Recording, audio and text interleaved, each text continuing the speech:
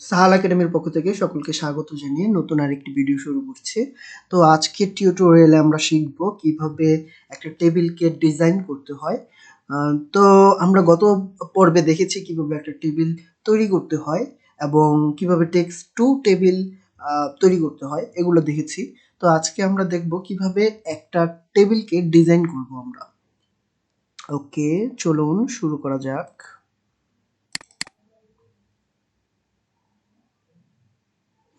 Okay fine, এজন্য হচ্ছে আমরা ইনসার্টে ক্লিক করব, টেবিলে ক্লিক করব, দেন ভিজুয়ালি কিছু এভাবে একটা টেবিল তৈরি করে নিলাম। তো এই টেবিলটা তৈরি করার সাথে সাথে দেখবেন দুইটা এরকম অপশন এনাবল হয়ে গেছে, একটা হচ্ছে টেবিল ডিজাইন, একটা হচ্ছে টেবিল লেআউট। তো টেবিল লেআউট হচ্ছে আমরা পরবর্তী ভিডিওতে দেখব আস্তে আস্তে। আজকে দেখব আমরা টেবিল ডিজাইন।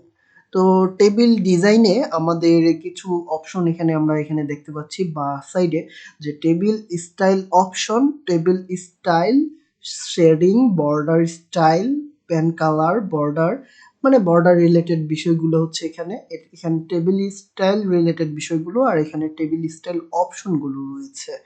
তো আমরা টেবিলটাকে প্রথমে আসলে রিমুভ করে নতুন করে একটা টেবিল নিয়ে আসি। এখানে অনেকগুলো সেল হয়ে গিয়েছিল, তো আমরা এরকম একটা টেবিল নিয়ে নিলাম।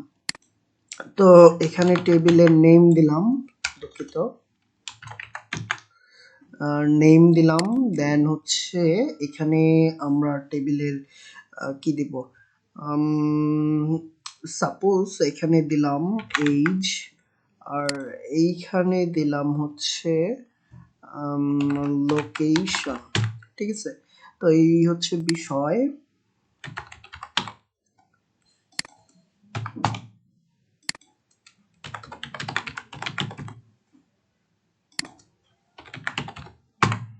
ওকে, আমরা এরকম কিছু জিনিস হচ্ছে এখানে করে রাখতে পারি।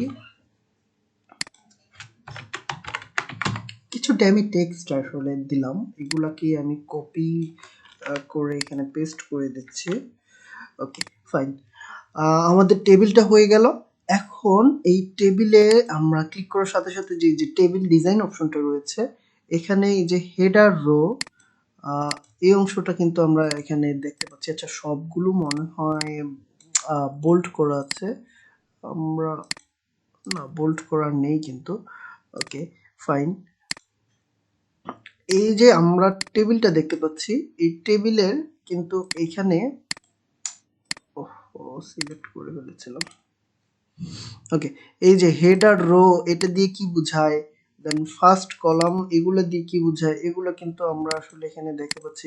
একটা টেবিল স্টাইল সিলেক্ট করে আপনাদের বোঝাতে সুবিধা হবে, নতুবা আমার কাস্টম ডিজাইন করতে হবে। এজন্য আমরা প্রথমে একটা টেবিল করলাম, কিছু ডাটা নিলাম, এগুলা বোঝার জন্য আমরা টেবিল স্টাইল একটা অ্যাপ্লাই করে দিব এখানে। যে কোনো একটা টেবিল স্টাইল অ্যাপ্লাই করব। এই যে এখানে ক্লিক করছি, এই যে এখানে দেখতে পাচ্ছেন নিচের একটা অ্যারো চিহ্ন রয়েছে, মোর লেখা আসতেছে এখানে। তো এই ক্লিকটা করার সাথে সাথে মোর কিন্তু চলে আসবে, মানে অনেকগুলো ডিজাইন চলে আসবে। তো আমি সাপোজ কোনো একটা ডিজাইন এখানে অ্যাপ্লাই করে যেতে চাচ্ছি। সাপোজ কোনটা দিতে পারি, এটা দিতে পারি। হ্যাঁ কোন, তো এরকম একটা ডিজাইন আমি এখানে অ্যাপ্লাই করে দিলাম কিন্তু। হ্যাঁ, এখন এই যে এখানে ক্লিক করার পরে এই যে টেবিল ডিজাইনটা আসলো না, এবার এই যে হেডার রোটা আমি আনসিলেক্ট করে দেওয়ার সাথে সাথে কিন্তু এখানে যেই হেডার হিসেবে প্রথম লাইনটা শো করছিল সেটা কিন্তু চলে গেল, তাই না? তো এই যে এখানে যখনই আমি আবার ক্লিক করব, তখনই কিন্তু এটা হেডার হিসেবে শো করতেছে। বাকিগুলো হচ্ছে টেবিলের এক একটা রো, এক একটা কলাম, আর উপরের এখানেও এটাও একটা রো, এখানেও কলাম রয়েছে তিনটা, কিন্তু এটা হচ্ছে হেডার রো, এটা হেডার রো। তো ফার্স্ট কলাম, এখান থেকে আমি যখনই আনসিলেক্ট করে দিব, ফার্স্ট কলামটা কিন্তু এখানে কিন্তু একটু বোল্ড হয়েছিল, এখানে আনসিলেক্ট করার সাথে সাথে বোল্ডটা চলে গেল। আবার যখনই সিলেক্ট করব, আবার কিন্তু এটা বোল্ড হয়ে গেল।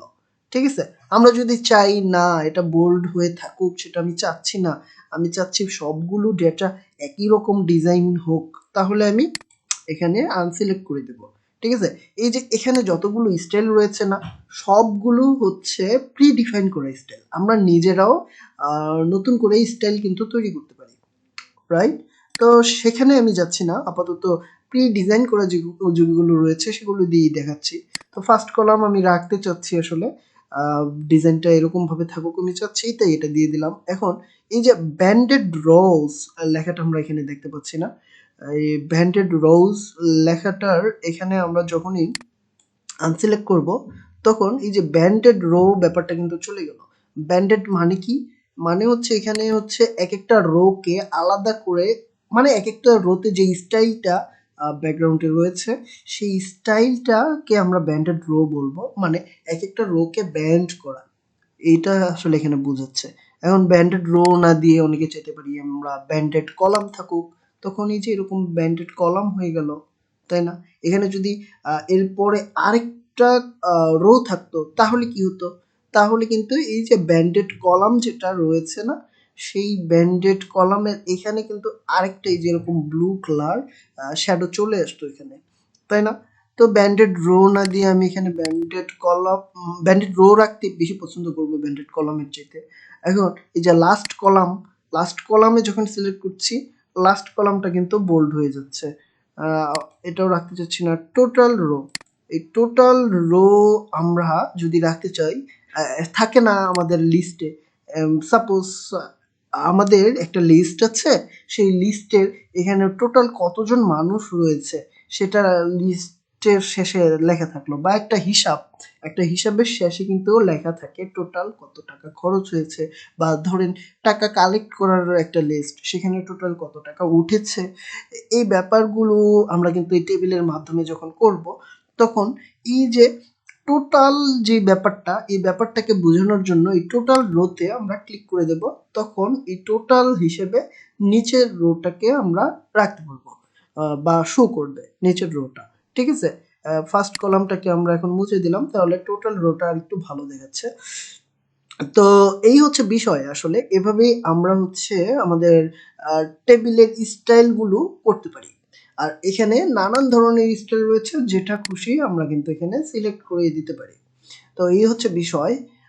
এখন আমরা চলে আসব শেডিং নিয়ে। এই যে এখানে পুরোটা কি গ্রিন হয়ে আছে, এটা শেডিংটা যদি আমি চেঞ্জ করে দেই, এটা যেটাতে করে দিব সেটাই হয়ে গেল, রাইট?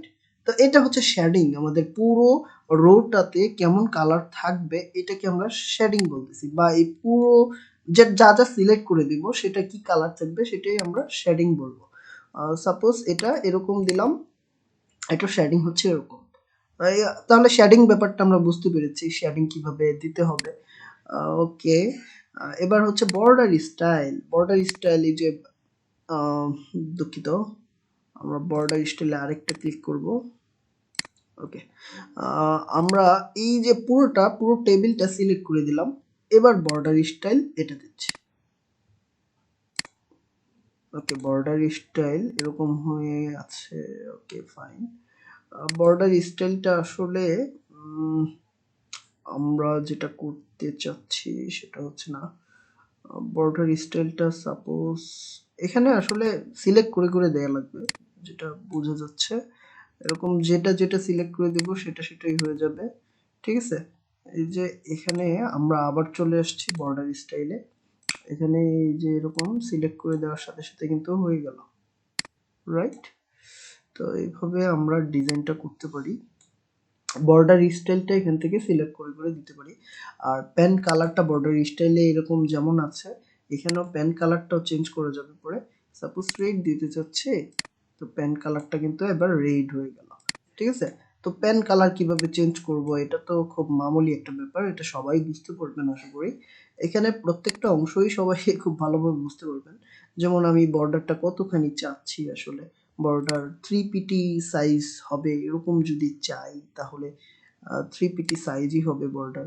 হুম, এই যে বর্ডারের সাইজটা এখান থেকে নির্দিষ্ট করে বলে দিতে পারবো, বর্ডার গুলো কেমন হবে, টপ বর্ডার থাকবে না লেফট বর্ডার থাকবে, এই ব্যাপারগুলো কিন্তু আমরা জানি, তাই এটা আমি দেখাচ্ছি না। বর্ডার পেইন্টার ব্যাপারটাও আমরা জানি, এই বর্ডার পেইন্টারে ক্লিক করলে এই যে বর্ডার পেইন্টারের যে অপশনটা সেটা চলে গেল, আবার যখন ক্লিক করব তখন এই পেইন্টারের অপশনটা কিন্তু চলে আসলো। ঠিক আছে? তো এই হচ্ছে বিষয়। এভাবেই আমরা বর্ডারের স্টাইলগুলো কাস্টমাইজ করতে পারি। তবে আমি আশা রাখি আপনাদের বর্ডারের স্টাইল কাস্টমাইজ করার খুব একটা প্রয়োজন পড়বে না। কারণ এখানে প্রি-ডিফাইন করা অনেক সুন্দর, সুন্দর কিছু ডিজাইন রয়েছে। এখানে মডিফাই টেবিল স্টাইলও আমরা জাস্ট এখান থেকে সিলেক্ট করে, করে মানে চেঞ্জ করে দিতে পারবো স্টাইলগুলো। ঠিক আছে?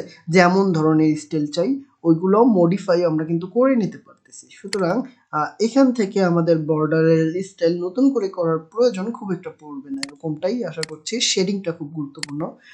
অনেক সময় কালারটা একটু এদিক সেদিক করার প্রয়োজন হতে পারে, তাই শেডিংটা আপনাদের খুব কাজে লাগতে পারে। এই হচ্ছে বিষয়। এখান থেকে বাকি জিনিসগুলো এই যে ক্লিয়ারে ক্লিক করলে সব ক্লিয়ার হয়ে যাবে, এটা আর নতুন করে বলার কিছু নেই। আর নতুন করে এখানে যেইগুলো ডিফাইন করা আছে তো আছে, নতুন করে যদি কোনো টেবিলের স্টাইল করতে চান তাহলে কিন্তু এখান থেকে নিউ টেবিল স্টাইলে সিলেক্ট করে রং কেমন হবে, টেক্সট কেমন হবে সব কিছু আগে থেকে ডিফাইন করে দিতে পারবেন।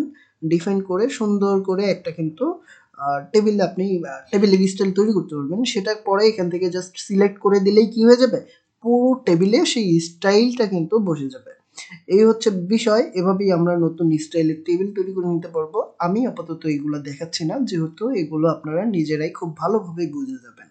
ধন্যবাদ। পরবর্তী ভিডিওতে আমরা দেখবো আসলে কিভাবে টেবিলের লেআউট গুলো কাস্টমাইজ করতে হয়, এবং এটার জন্য আমাদের কয়েকটা ভিডিও লেগে যেতে পারে। ধন্যবাদ, আমাদের সাথেই থাকুন। আর আমাদের সাথে থাকতে হলে ভিডিওতে লাইক, কমেন্ট করতে হবে, সাবস্ক্রাইব করে পাশে থাকতে হবে। ধন্যবাদ।